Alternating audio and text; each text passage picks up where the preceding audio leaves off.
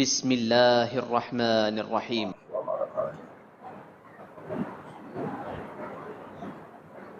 الحمد لله نحمده ونستعينه ونستغفره ونعوذ بك من شرور أنفسنا ومن سيئات أعمالنا. من يهده الله فلا مضل له ومن يضلله فلا هادي له، وأشهد أن لا إله إلا الله وحده لا شريك له، وأشهد أن محمدا عبده ورسوله. أما بعد، فإن خير الحديث كتاب الله، فإن خير الهدي هدي محمد صلى الله عليه وآله وسلم، وشر الأمور محدثاتها، وكل محدثة بدعة، وكل بدعة ضلالة، وكل ضلالة في النار. اللهم صل على محمد وعلى آل محمد كما صليت على إبراهيم وعلى آل إبراهيم إنك حميد مجيد. اللهم بارك على محمد وعلى آل محمد كما باركت على إبراهيم وعلى آل إبراهيم إنك حميد مجيد. رب اشرح لي صدري ويسر لي أمري واحلل عقدة من لساني يفقهوا قولي.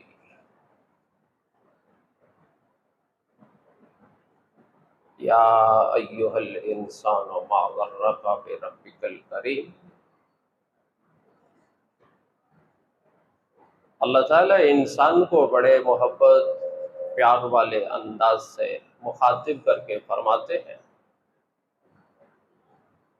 یا ایہا الانسان ما غرک بربک الکریم. اے انسان، تجھے پیار کرنے والے رب کے بارے میں کس چیز نے تجھے دھوکے میں ڈالا ہے؟ یہاں اللہ نے جو اپنا تعارف کروایا ہے، کریم کا لفظ بولا ہے. وہ جو تیرے سے بڑا پیار کرنے والا، تیری بڑی عزت کرنے والا، تیری بڑی تکریم کرنے والا رب ہے، اے انسان تو اس سے دور کیوں ہے؟ الذی خلقک فسواک فعدلک. تو اس رب کی محبت کے انداز کو تو دیکھ، کبھی آئینے کے سامنے کھڑے ہو کے تو دیکھ، اور کئی بار تو کھڑے بھی ہوتا ہے، اپنا آئینے کے اندر چہرہ دیکھتا ہے، قد و قامت دیکھتا ہے. الذی خلقک فسواک فعدلک. یہ جو تیرے جوڑ توڑ، جسامت، خوبصورت قد کاٹ، یہ خوبصورت تجھے بنانے والا تیرا رب ہے. فی ای صورت ما شاء رکبک. اور یہ جو تیرے چھوٹے چھوٹے جوڑ بڑے مضبوط بنا لیے، جوڑوں کو جوڑ کے 360 اعضاء کے اوپر مشتمل ایک حضرت انسان کھڑا کر دیا. اے انسان، یہ تیرا وجود بنانے والا میں ہوں. اور پھر اللہ تعالیٰ نے فرمایا کہ اگر انسان کو اس چیز سے سمجھ نہیں آئی، فَلْيَنْظُرِ الْإِنسَانُ مِمَّا خُلِقَ مِن مَّاءٍ دَافِقٍ. انسان اپنی تخلیق دیکھنا، اپنی پیدائش کو دیکھ. تجھے رب نے بنایا کس چیز سے؟ ایک پانی کے قطرے سے بنا دیا، بوند کے ایک قطرے سے بنا دیا. اور انسان، تجھے اللہ تعالی نے تیری فطرت میں نہیں بنایا، فطرت اللہ التی فطر الناس علیہا، تجھے اللہ نے اپنی فطرت میں بنایا ہے، اپنی فطرت میں۔ اللہ کی فطرت کیا ہے؟ سچ، حق، سخاوت، اچھائی اللہ کی خوبی ہے۔ اللہ نے انسان کو بھی اچھا بنایا۔ سخاوت میرے رب کی صفت ہے، انسان کے اندر بھی سخاوت ڈالی۔ میرا رب رحیم ہے، انسان کے اندر بھی رحمت ڈال دی۔ اللہ بے وفا نہیں، انسان کے اندر بھی وفا ڈال دی۔ یعنی یہ جتنی چیزیں آپ اللہ کی خوبیاں سمجھے، وہ اللہ نے حضرت انسان کے اندر خلافت دنیا کی دے کے جانشینی سے دی ہے، وہ تمام خوبیاں اللہ نے انسان کو عطا کر دی ہے۔ اس لیے اللہ نے ایک حدیث میں آتا ہے کہ اللہ کی صفات اپنایا کرو۔ اور پھر اللہ تعالیٰ نے انسان کو کسی عالم کی ضرورت اگر نہ بھی ہو، کہیں ایک عالم فاضل کوئی نہیں بھی پہنچ پاتا، تو فَأَلْهَمَهَا فُجُورَهَا وَتَقْوَاهَا، انسان کی جبلت کے اندر، فطرت کے اندر انسان کی اچھائی اور برائی رکھ دی ہے۔ عالم دین ایک احساس دلاتا ہے، میرے اور آپ کے ماں باپ مجھے اور تجھے احساس دلاتے ہیں، بیٹا یہ غلط کام ہے، نہیں کرتے، وہ آلریڈی میری اور آپ کی جبلت میں موجود ہے۔ دھوکہ نہیں دیتے، یہ میری اور آپ کی فطرت اور جبلت کے اندر موجود ہے۔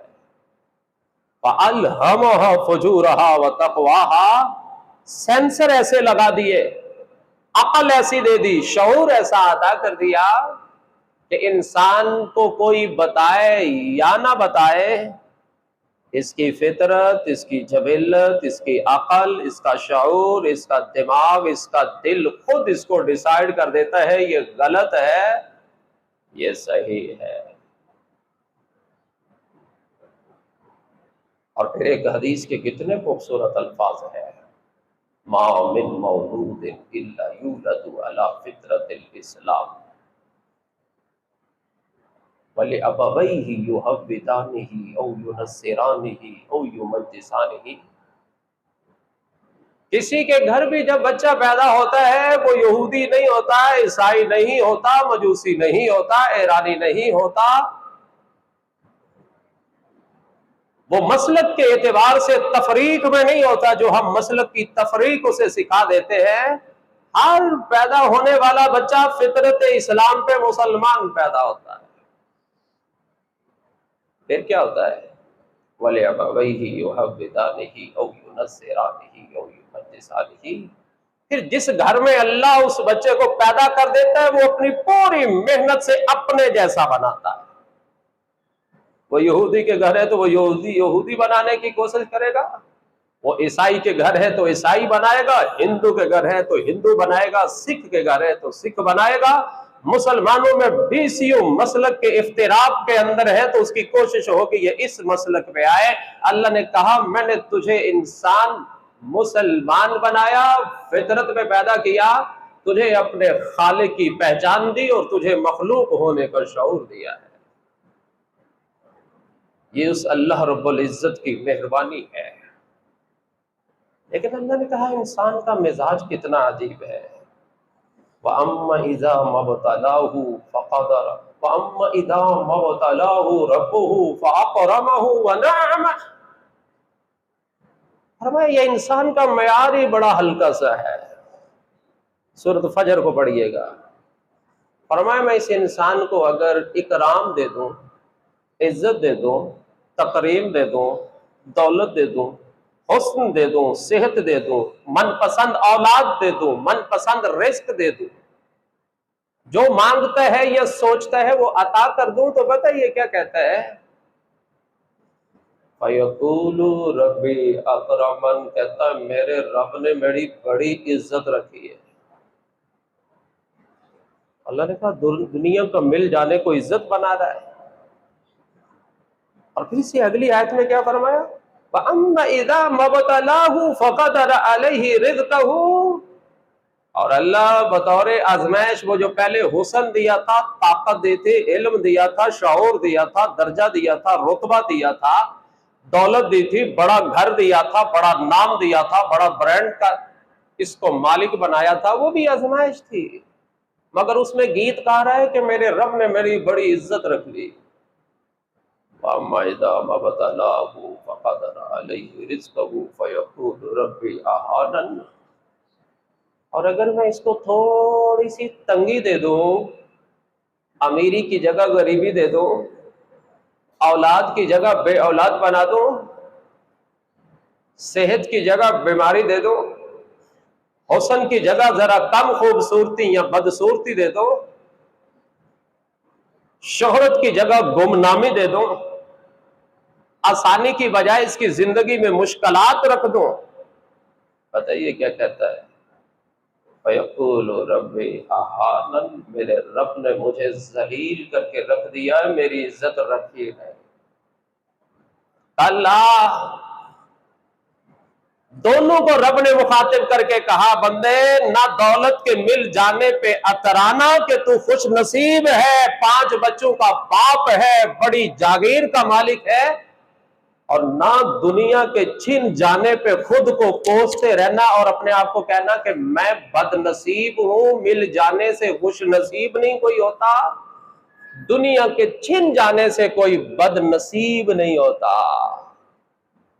اور پھر قربان جاؤں اسلام پہ، اللہ نے 2 کمال مثالیں قیامت تک محفوظ رکھی۔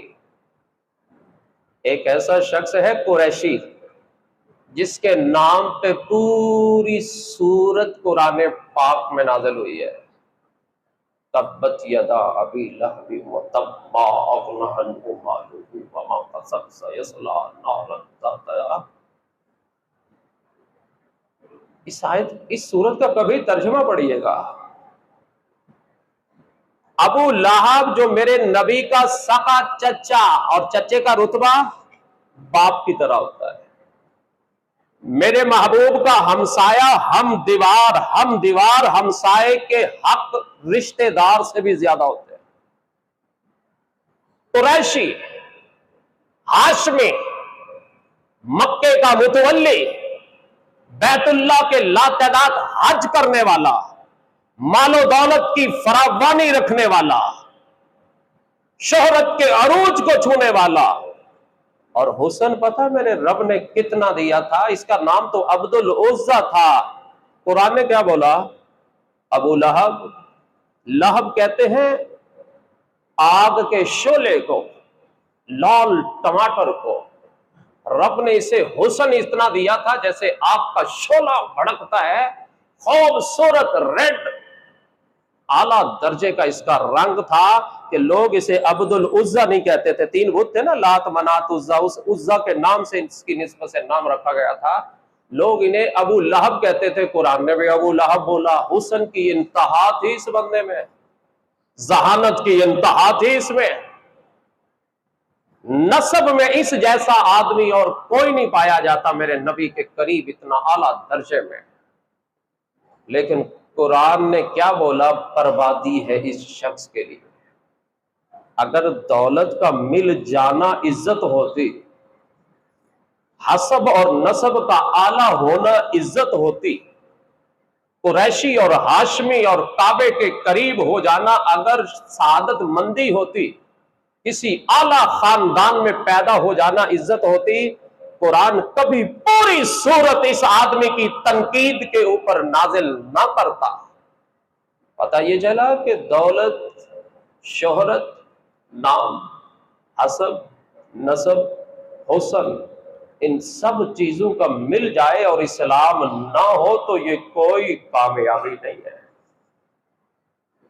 اور دوسری مثال میرے رب نے اتنی خوبصورت محفوظ کی، قیامت تک ممبر و محراب سے بیان ہوتی رہے گی۔ ایک اور شخص بھی ہے جسے بلال بن رباح کہتے ہیں، جسے مؤذن رسول کہا جاتا ہے۔ کالا سیاہ رنگ ہے، توتلی زبان ہے، موٹے موٹے ہونٹ ہے، بڑا ہوا ماتھا ہے، کنگریالے اقبال ہے، نسب میں حبشی، رتبے میں غلام، خاندان کے اعتبار سے باہر سے آیا ہوا، کوئی حیثیت نہیں دنیاوی اعتبار سے لوگوں میں۔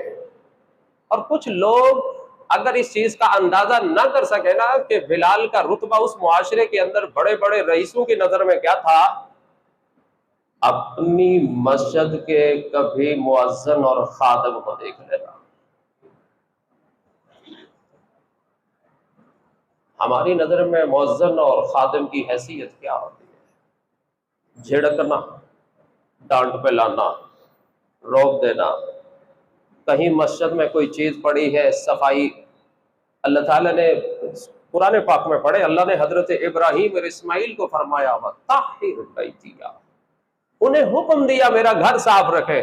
اور ہم کہیں مسجد کے اندر کوئی چیز پڑی ہے، چونکہ ہم نمایاں، ممتاز اور اعلیٰ ہیں، مسجد کی خادمیت ایک خاص آدمی کے ذمہ ہے، ہم اسے بلائیں گے ادھر آؤ۔ میں نے بہت ساری مساجد میں دیکھا خادم کو بلا کے ہاتھ مار کے دکھایا جاتا ہے، یہ کوئی ڈسٹ، یہ کتنی مٹی، یہ کس نے صاف کرنی تھی؟ یعنی اس خادم کی حیثیت، اس مؤذن کی حیثیت مسجد کے اندر سب سے کم تر انسان کی حیثیت ہوتی ہے۔ میرے محبوب نے مؤذن کو، خادم کو عزت اتنی دی کہ آپ نے مسجد کے جھاڑو پھیرنے والی عورت کی قبر پہ جنازے میں شریک نہیں ہو سکے۔ میرے محبوب راتوں رات کو فوت ہوئی، راتوں رات دفنا دیا۔ میرے محبوب نے کیا فرمایا؟ دلنی علی قبری، مجھے اس کی قبر پہ لے کے چلو۔ آپ اس کی قبر پہ جا کے اس کے لیے دعا کر کے آئے۔ آج بھی دنیا کے اندر بہت ساری مساجد کے خادم یا مؤذن کو آج بھی بلال کہا جاتا ہے۔ یہ بلال حضرت بلال تھے، یہ مؤذن حضرت بلال تھے۔ دنیا کے اعتبار سے ان کے پاس دنیاوی رتبے کے اعتبار سے کچھ بھی نہیں تھا، لیکن پتہ ہے رب کے ہاں ان کی عزت کیا تھی؟ اگر دنیا کا چھن جانا بد نصیبی ہوتی، دنیا کا نہ ملنا بد نصیبی ہوتی، کم خوبصورتی بد نصیبی ہوتی، لا وارث بد نصیبی ہوتی، کمزور حسب نسب رکھنا اگر کمزوری ہوتی، تو بلال کو یہ رتبہ نہ ملتا کہ میرے محبوب آگے آگے قدموں کی آہٹ سن رہے ہیں۔ پوچھا یہ آواز کس کے قدموں کی آہٹ ہے؟ کہا آقا یہ آپ کا بلال زمین پہ چلتا ہے اور آپ کا رب جنت کی حوروں کو ان کے قدموں کی آہٹ کی سنائی دیتا ہے۔ اب یہ تو مثالیں ہیں، ادھر دولت ہے، لا تعداد سب کچھ ہے، نسب بھی ہے، لیکن اللہ نے اس کو کامیابی نہیں کہا، اور یہاں دنیاوی اعتبار سے کچھ نہیں، اور اللہ تعالیٰ نے اس چیز کو ناکامی نہیں کہا، بلکہ قیامت طلب کے لیے اس چیز کو انسان کے لیے بہترین مثال بنا دیا۔ لیکن حضرات گرامی، اللہ تعالیٰ نے انسان کو بہت کچھ عطا کیا، اسے اشرف بنایا، اسے اکمل بنایا، اسے اکرم بنایا، اسے دنیا میں جانشینی عطا کی، کائنات کی ساری مخلوقات اس کے تابع کر دی۔ لیکن پتہ ہے اللہ نے اس کو کیا کہا سورۃ عادیات کے اندر؟ وَالْعَادِيَاتِ ضَبْحًا فَالْمُورِيَاتِ قَدْحًا فَالْمُغِيرَاتِ صُبْحًا فَأَثَرْنَ بِهِ نَقْعًا فَوَسَطْنَ بِهِ جَمْعًا۔ اللہ نے ایک جانور کی مثالیں اور تعریف باندھ کے اللہ نے انسان کے لیے کیا فرمایا؟ ان الانسان لربہ لقنود، انسان اپنے رب کا بڑا ہی ناقدرہ ہے، اسے اپنے رب کی قدر کا ہی نہیں پتا۔ وما قدر اللہ حق قدرہ وما قدر اللہ، یہ انسان اللہ کی قدر ہی نہیں کر پایا۔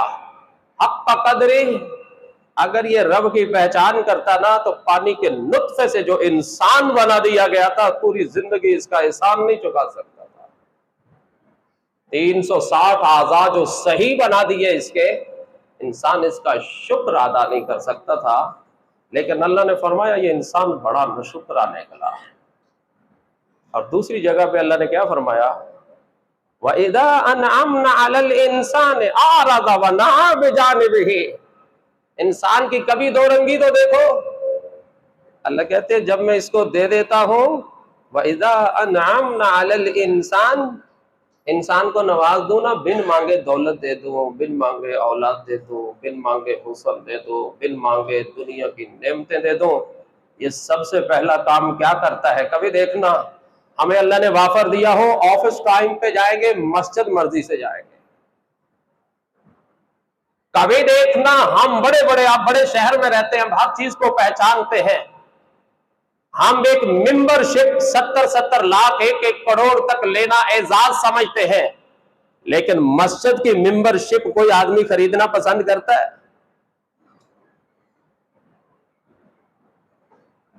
آج اچھی کالونی میں بڑے آدمی کا ہمسایہ ہونا اعزاز سمجھتے ہیں، کیا آج کوئی مسجد کا ہمسایہ بننا اچھا سمجھتا ہے؟ دنیا میں کمیونٹی بناتے ہیں، دنیا میں ممبر شپ خریدتے ہیں، پھر ہمارا ایک نام ہوتا ہے، فخر کرتے ہیں۔ کبھی مسجد کا ہمسایہ بننا، مسجد کا نمازی بننا، مسجد کی ممبر شپ کا حصہ بننا اپنے لیے اعزاز سمجھتے ہیں۔ دنیا میں کہیں دعوت میں بلایا جائے، اگلی بڑی صفیں ہوتی ہیں، بڑے صوفے لگے ہوتے ہیں، وی آئی پی قسم کے لوگوں کو وہاں بلایا جاتا ہے، بٹھایا جاتا ہے، اور ہم پیچھے بیٹھے تو تذلیل سمجھتے ہیں، آگے بٹھائے تو تکریم سمجھتے ہیں۔ میرے محبوب نے کیا فرمایا؟ فرمایا صفحے اول کی قدر کی اگر تمہیں قیمت کا پتہ چل جائے نا، تمہیں گھسٹتے ہوئے بھی اگر آنا پڑے تم آؤ گے۔ تمہارے آنے پہ زیادہ لوگ پہلی صف میں اگر آ گئے تو تم قرعہ ڈالو گے کہ بھائی پرچی ڈالو، جس کا نام نکلے گا وہ پہلی صف میں بیٹھے گا، لیکن ہم آتے پہلے ہیں، بیٹھتے پیچھے ہیں۔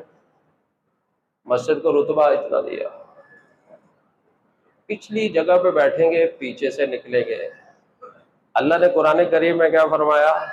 وَإِذَا أَنْعَمْنَا عَلَى الْإِنسَانِ أَعْرَضَ وَنَأَىٰ بِجَانِبِهِ، جب اس کو نواز دیا، یہ آفس اچھا بناتا ہے، دنیا اچھی بناتا ہے، وقت دنیا کا معیار دنیا کے اعتبار سے رکھتا ہے، اپنے آفس کے تمام ملازمین کو وقت کا پابند بناتا ہے، لیکن یہ میرے سے منہ پھیر لیتا ہے۔ ابھی دیکھا ہے کسی بڑے آدمی کو کہے حضرت نماز نہیں پڑھنے آئے، کیا کہتا ہے؟ پاجی ٹائم ہے نہیں سی۔ یہ مذاق نہیں۔ آپ مجھے انوائٹ کریں، کسی دعوت پہ بلائیں، میرے عزیز و اقارب مجھے کسی دعوت پہ بلائیں، اور میں بغیر ریزن کے، بغیر کسی حیل و حجت کے یہ منہ پہ کہہ دوں میرے پاس ٹائم نہیں تھا، میں نے اگلے کی انسلٹ کی ہے یا عذر پیش کیا ہے، جب میں اللہ کے سامنے یہ بہانہ پیش کرتا ہوں میرے پاس پاجی ٹائم ہے نہیں، اگر میرے پاس رب کے لیے ٹائم نہیں تو اللہ نے یہاں یہ کہا انسان تجھے نوازتا گیا، تو سجدوں میں گرنے کی بجائے تو میرے گھر سے روٹتا گیا، میرے گھر سے روٹ گیا۔ تجھے مسجد کا پہلے صف کا نمازی بننے میں ہچکچاہٹ محسوس ہوتی ہے، تجھے مسجد کی ممبرشپ کا حصہ بننے میں ہچکچاہٹ محسوس ہوتی ہے، اور پھر اللہ نے فرمایا اور جب اسی انسان کے اوپر مشکل لے آؤں، پھر میں اس کو کسی مشکلات کے اندر ڈال دیتا ہوں، پھر کیا کرتا ہے؟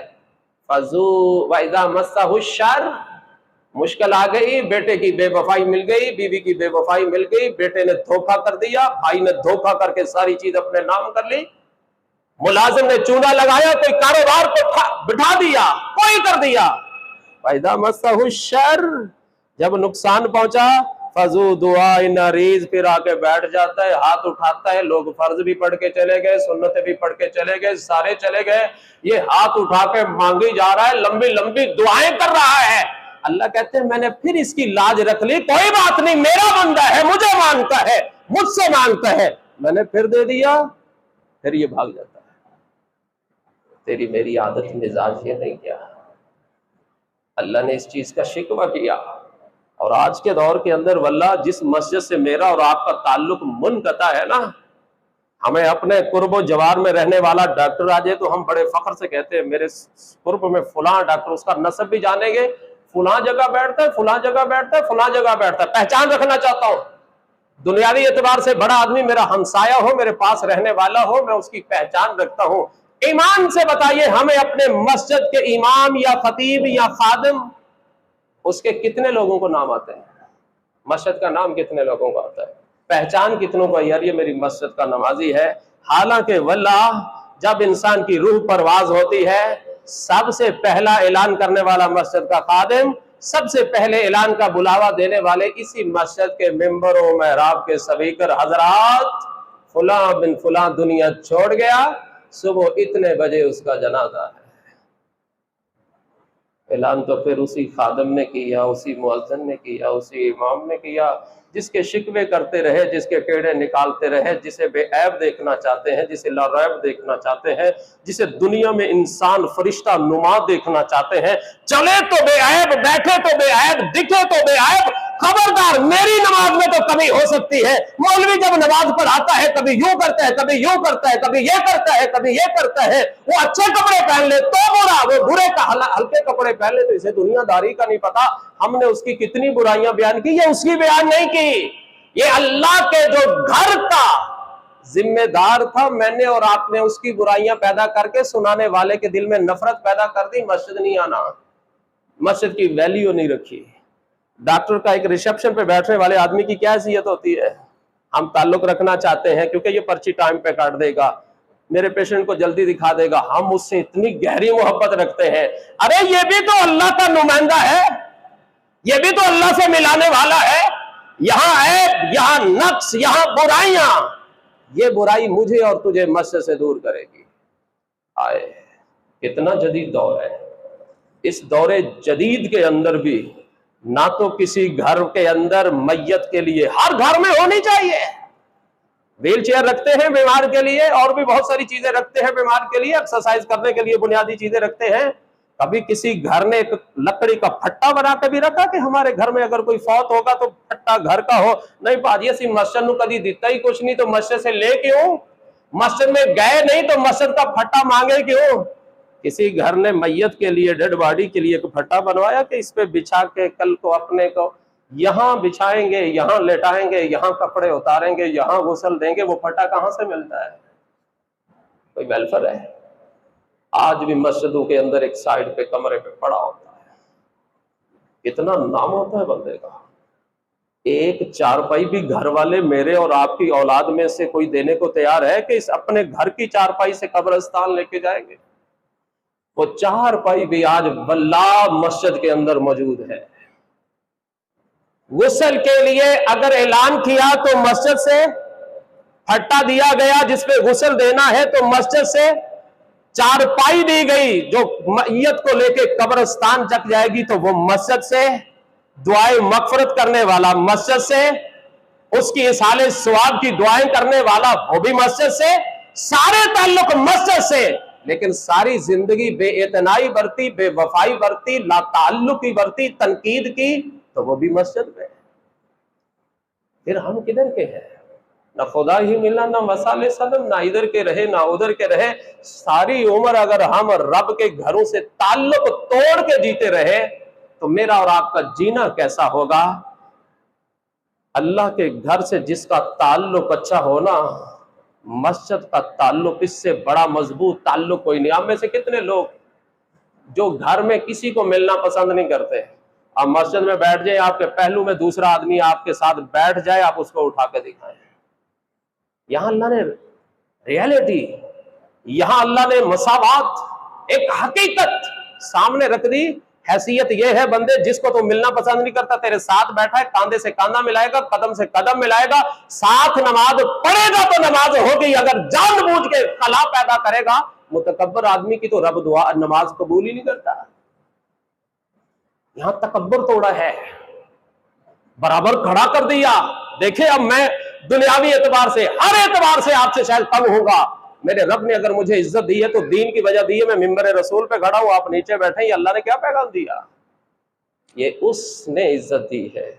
इन्नल इज्जत लिल्लाहि जमीआ, इन्नल कुव्वत लिल्लाहि जमीआ, फक्तहू इंदल्लाहि रिज़्क। कभी रब की मार्फत को पहचान के तो देखो।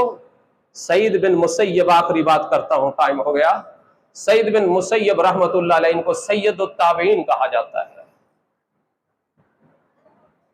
40 साल का अरसा 40 سال کی زندگی کی ایک نماز ایسی نہیں تھی کہ مؤذن اذان دیتا ہو اور سعید بن مسیب صف اول میں یا مسجد میں موجود نہ ہو۔ 40 سال کا عرصہ طویل ترین عرصہ ہے یار، کوئی بیماری آ گئی، کوئی غریبی آ گئی، کوئی پریشانی آ گئی، کوئی گھر میں مہمان آ گیا، کوئی کاروباری مسئلہ بن گیا، کچھ بن گیا، نہیں، دنیا کے جس کونے میں ہوتے تھے، جہاں ہوتے تھے، مؤذن اذان دیتا تھا، اس کے دینے سے پہلے سعید بن مسیب مسجد کے اندر موجود ہوتے تھے۔ اور پھر میرے رب نے عزت کتنی دی، تابعین، جنہوں نے صحابہ کو دیکھا انہیں تابعین کہا جاتا ہے، سید التابعین کہا۔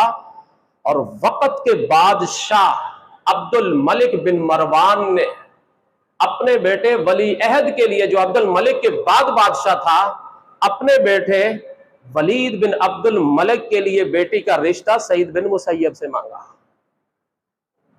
مگر سعید بن مسیب نے بیٹی کا رشتہ دینے سے انکار کر دیا۔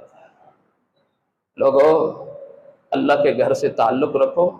رجل قلبہ معلق فی المساجد، اللہ نے کہا کل قیامت کے دن کوئی سایہ نہیں ہوگا، یہ دیواروں، درخت، یہ سب میں گرا دوں گا، بدن سے کپڑے اتروا دوں گا، پاؤں سے جوتا اتروا دوں گا، نہ سر پہ کوئی چیز ہوگی، نہ بدن پہ کوئی چیز ہوگی، نہ پاؤں میں کوئی چیز ہوگی، بلکہ محبوب نے تو فرمایا جس طرح بغیر ختنے میں دنیا میں پیدا ہوئے اسی منظر کے اندر تم وہاں ہو گئے، لیکن وہاں جہاں سایہ کوئی نہیں ہوگا، ایک رب کے عرش کا سایہ ہوگا۔ وَرَجُلٌ قَلْبُهُ مُعَلَّقٌ فِي الْمَسَاجِدِ، جس بندے کا دل اللہ کے مسجد سے جڑا رہتا تھا، یار نماز کا ٹائم نہیں ہوا، یار ابھی لیٹ ہو رہا ہوں، یار میری پہلی صف نہ رہ جائے، یار میری تکبیر اولا نہ رہ جائے، نہیں یار میری ظہر رہ جائے گی، میری مغرب عصر رہ جائے گی۔ فرمایا جس کا دل اللہ کی مسجدوں سے لٹکا رہتا ہے، فکر مند رہتا ہے، اللہ قیامت کے دن اپنے عرش کا سایہ نصیب فرمائیں گے۔ اللہ سے دعا ہے اللہ مجھے آپ کو مسجد کا نمازی بنائے، مسجد سے دوستی رکھنے کی توفیق عطا فرمائے، اور مسجد کی ممبرشپ اللہ ہمیں بھی عطا فرمائے، اور جو مسجد چلانے والے ہیں اللہ ان سے ہمیں محبت کرنے کی توفیق عطا فرمائے، اور اللہ میری اور آپ کی شناخت اور پہچان مسجد بنائے۔ دعائیں مغفرت کے لیے، دنیا سے رخصت ہونے کے لیے سب سے بڑی پہچان میرے رب میری مسجد کو بنانا، اور اللہ مجھے ہی نہیں میری اولاد کو بھی، میرے گھر والوں کو بھی اللہ مسجد کا نمازی بنا دے، صف اول کا نمازی بنا دے۔ میرے مالک جو دلوں میں نقص عیب ہے میرے مالک انہیں دنیا میں صاف کر دے، دنیا کی غم کی بجائے میرے مالک دنیا کے ساتھ آخرت کی فکر کی توفیق عطا فرما۔ وآخر دعوانا ان الحمد للہ۔